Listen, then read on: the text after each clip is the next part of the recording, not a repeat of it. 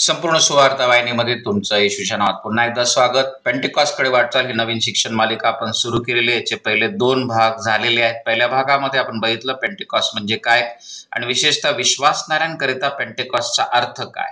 दुसऱ्या भागामध्ये आपण बघितलेलं आहे की पवित्र आत्मा कोण आहे.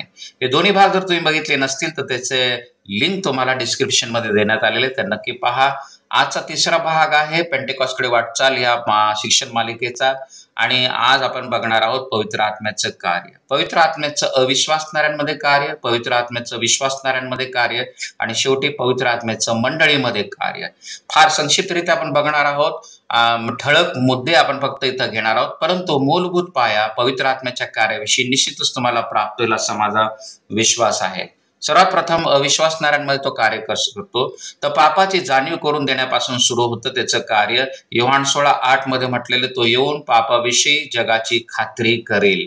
तर ज्या वेळेस एखादी व्यक्ती, तिला ख्रिस्त माहीत नसतो, परंतु कुठून तरी कोणत्या तरी माध्यमातून त्या व्यक्तीला प्रभू येशूचं वचन किंवा बायबलचं वचन ट्रॅकद्वारे किंवा इतर कोणत्याही माध्यमातून संदेश ऐकून किंवा कोणत्याही दुसऱ्या माध्यमातून देवाचं वचन त्यांनी ऐकल्यानंतर तिच्या अंतःकरणामध्ये त्या बोलण्यामुळे, एखाद्या मानवी बोलण्यामुळे काम होत नाही, मानवी तत्वज्ञानामुळे काम होत नाही, तर अदृश्यरित्या पवित्र आत्मा त्या व्यक्तीच्या आत्म्यामध्ये कार्य करू लागतो. प्रथमतः पापाची जाणीव करून देतो की ती व्यक्ती पापी आहे आणि तिला तारणाऱ्याची गरज आहे, उद्धारकर्त्याची गरज आहे.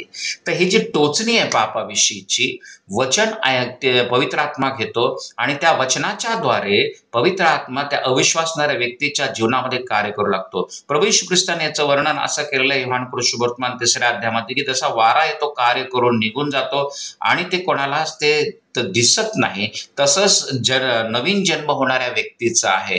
तर खरं कार्य त्या व्यक्तीच्या जीवनामध्ये, अविश्वासणाऱ्या व्यक्तीच्या जीवनामध्ये अदृश्यरित्या पवित्र आत्मा करतो आणि तिथून सुरुवात होते पवित्र आत्म्याच्या कार्याची. दुसरी गोष्ट, अविश्वासणाऱ्या व्यक्तीमध्ये पवित्र आत्मा कार्य कसं करतो तर येशूची साक्ष देतो. योहान 15:26 मध्ये असं म्हटले, तो कैवारी म्हणजे सत्याचा आत्मा येईल तेव्हा तो माझ्याविषयी साक्ष देईल. आता निश्चितच देव तुमच्या आणि माझ्या साक्षीचा उपयोग स्वार्थ कार्यामध्ये निश्चित करतो, परंतु आम्ही हे लक्षात घेतलं पाहिजे की माझी साक्ष किंवा तुमच्या साक्षीमुळे एखादी व्यक्तीची खात्री होत नाही की तिला तारणाऱ्याची गरज आहे किंवा ती पापी आहे. तर येशू ख्रिस्त हा तारणार आहे. येशू ख्रिस्त जिवंत आहे, तो खरा आणि सत्य आहे, याची जाणीव माझ्या साक्षीतून होत नाही. तर पवित्र आत्मा येऊन त्या अविश्वासणाऱ्या व्यक्तीच्या अंतःकरणामध्ये ती खात्री करून देतो की येशू हा सत्य असून तोच मार्ग आहे आणि तोच जीवन आहे. पवित्र आत्म्याशिवाय सुवार्थ कार्य होऊ शकत नाही. केवळ आमच्या बोलण्यामुळे, आमच्या मोठमोठ्या शब्दांमुळे, आमच्या पटवून देण्यामुळे कोणाचंही तारण होत नाही. पवित्र आत्म्याची भूमिका एखाद्या अविश्वासणाऱ्याला खात्री करून देण्यामध्ये आणि येशूची साक्ष प्रगट करण्यामध्ये त्याची जी भूमिका आहे ती आम्हाला नाकारता येणार नाही. त्याकडे आम्ही लक्ष दिलं पाहिजे. पुढे आपण बघूया की विश्वासणाऱ्या व्यक्तीमध्ये पवित्र आत्मा कसं कार्य करतो. निश्चितच तारणापासून याची सुरुवात होते. तुम्ही आणि मी आमचं तारण झालेलं नसताना, म्हणजे आम्ही अविश्वासामध्ये, पापामध्ये मेलेलो असताना तेव्हाच कार्य सुरू झालेले हे अगोदरच आपण आता पहिल्या मुद्द्यामध्ये बघितलेलं आहे. योहान 3:5 मध्ये असं म्हटलेलं, येशू म्हणतो, पाण्यापासून व आत्म्यापासून जन्म घेतल्या वाचून कोणीही देवाच्या राज्यात प्रवेश करू शकत नाही. तर आत्म्यापासून जन्म म्हणजेच त्याला आपण तारण म्हणतो. या ठिकाणी आपल्याला पुन्हा एकदा आपण यावरती भर देत आहोत की तारणाच्या प्रक्रियेमध्ये पवित्र आत्म्याचा जो सहभाग आहे किंवा भूमिका आहे ती अतिशय महत्वाची आहे. त्याच्याशिवाय कोणाचंच तारण होऊ शकत नाही आणि म्हणूनच देवच्या पित्याने त्याला पाठवलेलं आहे. तर आमचा आणि पवित्र आत्म्याचा संबंध कुठून सुरू होतो? तारणापासून सुरू होतो. याचं सविस्तर आपण शिक्षण पुढच्या भागामध्ये घेणार आहोत, जो आहे पवित्र आत्मा आणि तुम्ही. पुढे जाऊया आपण. तारण आमचं झाल्यानंतर तो आम्हाला मार्गदर्शन करायला सुरुवात करतो. योहान 16:13 मध्ये म्हटलेलं आहे, तो तुम्हाला मार्ग दाखवून सर्व सत्यात नेईल आणि होणाऱ्या गोष्टी तुम्हाला कळवेल. तर पवित्र आत्माच्या द्वारे आमचा नवीन जन्म होतो किंवा आमचं तारण होतं. पण तोच पवित्र आत्मा आम्हाला दैनंदिन जीवनामध्ये सर्व गोष्टींमध्ये, फक्त आत्मिक गोष्टींविषयी नाही, प्रत्येक गोष्टीमध्ये तो आम्हाला सर्व सत्यामध्ये चालवतो आणि होणाऱ्या गोष्टी तो कळवतो. इथं थांबून तुमच्या निदर्शनास आणून देतो की पुन्हा एकदा व्यक्तिवाचक सर्वनाम पवित्र आत्म्याला उद्देशून म्हटलेलं आहे. याचं शिक्षण मी याच्या अगोदरच्या भागामध्ये दिलेलं आहे, पवित्र आत्मा कोण आहे. आणि इथं मी भर पुन्हा देईल की पवित्र आत्मा एक दैवी व्यक्ती आहे. तो फक्त देवापासून निघणारा प्रभाव नाही आहे, देवापासून येणारा फक्त सामर्थ्य नाही, त्रिकत्वाचा तो एक महत्वाचा भाग आहे. तो व्यक्तिमत्व आहे. कारण व्यक्तीच मार्गदर्शन करू शकते, व्यक्तीच पुढे होणाऱ्या गोष्टी दाखवू शकते, आणि ते देखील दैवी व्यक्ती. तर तो आमचं मार्गदर्शन करतो. विश्वासणाऱ्यांमध्ये अशा प्रकारे तो काम करतो. विश्वासणाऱ्यांमध्ये तो कसं काम करतो, तर पुढचं गोष्ट म्हणजे तो आपल्याला सेवेसाठी सामर्थ्याने युक्त करतो. प्रेषित 1:8 मध्ये म्हटलेले, परंतु पवित्र आत्मा तुम्हावर येईल तेव्हा तुम्हाला सामर्थ्य प्राप्त होईल आणि तुम्ही माझे साक्षी व्हाल. तर प्रियांनो, ह्या वचनाविषयी किंवा या अनुभवाविषयी आपण सविस्तर वेगळ्या व्हिडिओमध्ये निश्चितच शिकणार आहोत. पण इथं मी हे सांगू इच्छितो की प्रभू येशू ख्रिस्ताने आणि बाप्तिस्मा करणाऱ्या योहानाने या अनुभवाला पवित्र आत्म्याचा बाप्तिस्मा असं म्हटलेलं आहे की जो तारणानंतरचा एक वेगळा अनुभव आहे असा आमचा विश्वास आहे. आणि बायबलमध्ये देखील आपल्याला तेच पाहायला मिळतं. तर तो फक्त आमचं तारण घडून आणत नाही पवित्र आत्मा, तो फक्त आम्हाला मार्गदर्शन करत नाही, तर सेवेसाठी सामर्थ्याने युक्त देखील तो करतो. हे महत्वाचं कार्य विश्वासणाऱ्यांमध्ये पवित्र आत्म्याचं आपल्याला पाहायला मिळतं. पुढची गोष्ट, विश्वासणाऱ्यांमध्ये तो कसं कार्य करतो, तर तो आम्हाला प्रार्थना करण्यामध्ये सहाय्य करतो. रोमकासपत्र 8 अध्याय 26 आणि 27 मध्ये असं म्हटलेलं आहे, कारण हा आत्मा पवित्र जनांसाठी देवाच्या मर्जीप्रमाणे मध्यस्थी करीतो. अनेकदा अशा परिस्थितीमध्ये आम्ही येतो की आम्हाला कळत नाही की त्या विरुद्ध परिस्थितीमध्ये आम्ही कशा प्रकारे प्रार्थना करावी. आमच्या अशक्तपणामध्ये पॉल शिकवतो की पवित्र आत्मा पित्याच्या इच्छेप्रमाणे अनिर्वाच्य करण्याने मध्यस्थी करीतो. मी मानतो की हे सर्वोच्च प्रकारची मध्यस्थीचे हा प्रार्थनेचा प्रकार आहे की ह्या स्तरापर्यंत विश्वासणाऱ्यांनी पोहोचावा असं देवाची इच्छा आहे. म्हणूनच त्यांनी पवित्र आत्मा दिलेला आहे. आम्ही आमच्या बुद्धीप्रमाणे जितकी प्रार्थना करत राहू तितकंच आम्हाला असफलता प्राप्त होईल. परंतु एक समय येतो की आम्ही इथनं प्राऊड बनलं पाहिजे आणि पवित्र आत्म्याच्या सहाय्याने आणि प्रेरणेने प्रार्थना करायला आम्ही शिकलं पाहिजे. तर तो आम्हाला देवाच्या मर्जीप्रमाणे मध्यस्थी करण्यासाठी सहाय्य करतो. वाचा आमची, परंतु पवित्र आत्मा स्वतः आमच्यामधून पित्याच्या इच्छेप्रमाणे प्रार्थना करतो. ही फार प्रभावी मध्यस्थीची प्रार्थना आहे की जी प्रार्थना पृथ्वीवरती देवाची इच्छा प्रस्थापित करत असते. पुढे आपण बघणार आहोत की मंडळीमध्ये पवित्र आत्मा कसं कार्य करतो. पहिली गोष्ट म्हणजे तो दानं वाटून देतो. पहिले त्याचा 12 अध्याय 4 आणि 11 वचनामध्ये असं म्हटलेलं आहे, कृपादानाचे निरनिराळे प्रकार आहेत, तरी आत्मा एकच आहे. तो आपल्या इच्छेप्रमाणे एकेकाला ते वाटून देतो.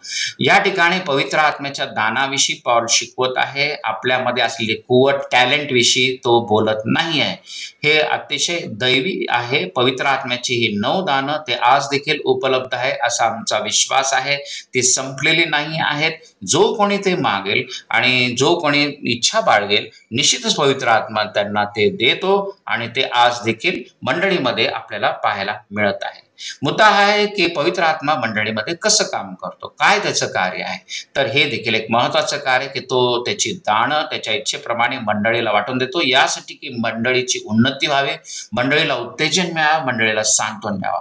तर हे अतिशय महत्वाचं कार्य, याकडे आम्ही लक्ष दिलं पाहिजे आणि मंडळीला याची गरज आहे. सविस्तर आपण या दानांविषयी शिकणारच आहोत पुढील एपिसोड्समध्ये. पुढे पवित्र आत्मा हा मंडळीमध्ये कसं कार्य करतो, तो सेवकांना मंडळीवर वडील म्हणून निवडतो. प्रेषित 20:28, तुम्ही स्वतःकडे व ज्या कळपात पवित्र आत्म्याने तुम्हास अध्यक्ष करून ठेवले, पवित्र आत्म्याने अध्यक्ष करून ठेवले. तर आम्हाला प्रेषितांची कृत्यामध्ये पाहायला मिळतं की पवित्र आत्मा मंडळीमध्ये सर्व विभागांमध्ये कार्यरत होता.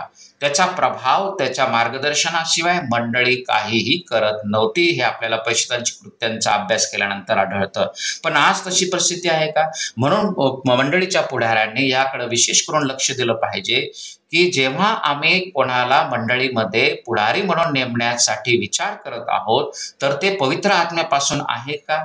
पवित्र आत्म्याचं त्या प्रकारचं बोलावणं, ते वडील असतील, डिकन असतील किंवा 5 पदरी सेवा असतील, त्यामध्ये पवित्र आत्मा त्यांना त्या विशिष्ट सेवेसाठी मंडळीकरिता वेगळं करत आहे का, याकडे लक्ष दिलं पाहिजे.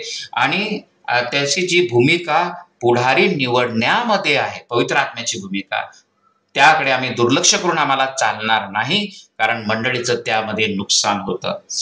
मंडळीमध्ये पवित्र आत्मा कसं कार्य करतो, तर सेवेसाठी तो बोलावतो आणि मार्गदर्शन करतो. प्रेषित 13:2 मध्ये असं म्हटलेलं आहे, ते प्रभूची सेवा उपास करीत असता पवित्र आत्मा म्हणाला की बर्नबा व शाऊल यांना ज्या कार्यासाठी मी बोलावले आहे त्यासाठी त्यांना माझ्यासाठी वेगळे करून ठेवा. पुन्हा एकदा प्रथमतः मी तुमच्या लक्षात आणून देतो, पुन्हा या ठिकाणी व्यक्तिवाचक सर्वनाम पवित्र आत्म्याविषयी वापरलेले, स्वतः पवित्र आत्मा आता बोलत आहे. कसं मग, कोणते शब्द बघा, की तो म्हणतो मी बोलावलेले आहे माझ्यासाठी. तर पवित्र आत्मा एक व्यक्ती आहे, पुन्हा एकदा आपण या ठिकाणी लक्षात घेतलं पाहिजे. पण आता आपल्या मुद्द्याकडे आपण वळूया, की तो सेवेसाठी बोलावतो. कोणी मनुष्य कोणाला सेवेसाठी बोलावू शकत नाही आणि कोणी मनुष्य कोणाला मंडळीच्या सेवेसाठी अभिषिक्त करू शकत नाही, अपॉइंट करू शकत नाही. हे पवित्र आत्म्यापासून असलं पाहिजे. पुन्हा एकदा हा मुद्दा इथं प्रस्थापित होतो. तर परिस्थिती अशी आहे की प्रेषित 13 मध्ये आपल्याला वाचायला मिळतं की शिक्षक आणि संदेष्टे उपास आणि प्रार्थना करत देवाची उपासना करत थांबू नयेत, आणि अचानक पवित्र आत्मा त्यांच्यामध्ये बोलतो आणि बर्नबा आणि शाऊल यांना ज्या कार्यासाठी फार महत्वाचं आहे, म्हणजे देव पवित्र आत्मा कार्य ठरवून देतो, कारण का त्याला पित्याची इच्छा माहिती आहे. सेवा ते प्रगट करतो की कोणाची काय सेवा आहे, आणि ती समजून मग मंडळीच्या पुढाऱ्यांचं हे कर्तव्य आहे किंवा जबाबदारी आहे की त्या सेवेसाठी, ज्यासाठी पवित्र आत्म्याने पित्याची इच्छा प्रगट करून वेगळं केलेल्या एखाद्या व्यक्तीला, त्याला आम्ही देखील त्या सेवेसाठी वेगळं करून त्या सेवेसाठी आम्ही त्याला तयार करणं गरजेचं आहे. ह्यासाठीच 5 पदरी सेवा आहे, की सेवेसाठी विश्वासणाऱ्यांना तयार करणं. परंतु त्यामध्ये पवित्र आत्म्याचा जो महत्वाची भूमिका आहे ती आम्ही विसरली नाही पाहिजे, की सेवेचं बोलावणं प्रगट करण्याचं काम हे मनुष्याचं नाही आहे, मंडळीचं नाही आहे, तर पवित्र आत्म्याचं आहे. तर पवित्र आत्म्याचं जी भूमिका आहे किंवा कार्य मंडळीविषयीचं आहे ते आम्ही गांभीर्याने घेतलं पाहिजे. शेवटी तो मंडळी संगती बोलतो. प्रियांनो, आपण शेवटच्या दिवसांमध्ये आहोत, प्रभू येशू ख्रिस्ताच्या येण्याच्या अतिशय जवळ आहोत. याविषयी जास्त मला काही भर किंवा पुरावे देण्याची गरज नाही. जगात जे चाललं त्यावर आम्हाला समजत आहे की भविष्यवाण्या खऱ्या ठरत आहेत, जलद गतीने ठरत आहेत. प्रभू येशू ख्रिस्त अंतराळामध्ये मंडळीकरिता येण्याचा समय कोणत्याही क्षणी होऊ शकतो, आणि अशा वेळेस त्याच्यासाठी एक डागविरहित, सुरकुतीविरहित अशी वधू तयार करण्याचं काम पवित्र आत्मा या शेवटच्या दिवसांमध्ये करत आहे. आणि म्हणून तो या शेवटच्या दिवसांमध्ये मंडळीशी काय बोलत आहे त्याकडे आम्ही आमचे कान दिलं पाहिजे, आणि आमच्या आत्मिक कान पवित्र आत्म्याकडे लावून या शेवटच्या दिवसांमध्ये प्रभू येशू ख्रिस्तासाठी जर आम्हाला तयार व्हायचं असेल, तर पवित्र आत्मा हे फार महत्वाचं कार्य मंडळीमध्ये तो करत आहे. वचनाचं द्वारे पवित्र आत्मा मंडळीशी बोलून मंडळीला तो एक चांगली वधू, डागविरहित, सुरकुतीविरहित अशी वधू तयार करत आहे. आणि म्हणून आम्ही या दिवसांमध्ये पवित्र आत्मा मंडळीशी काय बोलत आहे त्याच्या वाणीकडे दुर्लक्ष नाही केलं पाहिजे. अतिशय महत्वाचं कार्य हे पवित्र आत्म्याचं आपल्याला पाहायला मिळतं वचनामध्ये आणि या शेवटच्या दिवसांमध्ये. तर प्रियांनो, आज आपण बघितलं की पवित्र आत्म्याचं कार्य अविश्वासणाऱ्यांमध्ये, विश्वासणाऱ्यांमध्ये आणि मंडळीमध्ये कशा प्रकारे. निश्चितच हे ठळक मुद्दे आहेत. या पलीकडे देखील बायबल बरंच काही पवित्र आत्म्याच्या कार्याविषयी शिकवतं, परंतु व्हिडिओमध्ये मर्यादा असते, आणि ही मर्यादा लक्षात ठेवून इथंच आपण थांबत आहोत. प्रभू येशू ख्रिस्ताच्या नावामध्ये आमेन.